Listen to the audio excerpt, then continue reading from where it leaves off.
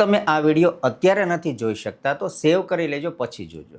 જો નીચે આપેલા વિડીયોમાં એક માણસ લિફ્ટમાં એકલો ઊભો છે અને ત્યાર પછી એક એક કરીને બીજા 3 લોકો આવે છે. 1 બાય 1 એ લોકો હેલ્મેટ પહેરી લે છે.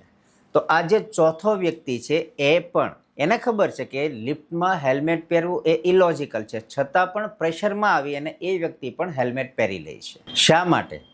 કારણ કે બીજા લોકો પણ એવું કરે છે એટલે આપણે એમ કરવાનું. મિત્રો, તમને ને મને બધાને જ ખબર છે કે આઈફોન લેવો જરૂરી નથી.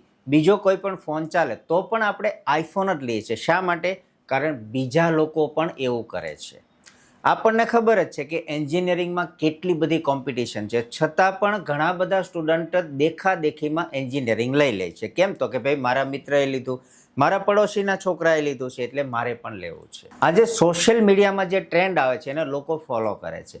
જેવો ટ્રેન્ડ આવે છે એવું જ કરવા મળે છે. કારણ તો કે બીજા લોકો પણ એવું કરે છે એટલે આપણે પણ કરવાનું. તો દોસ્તો, તમે પણ જો ભીડ સાથે ચાલશો તો તમે એ જ ટોળામાં ખોવાઈ જશો.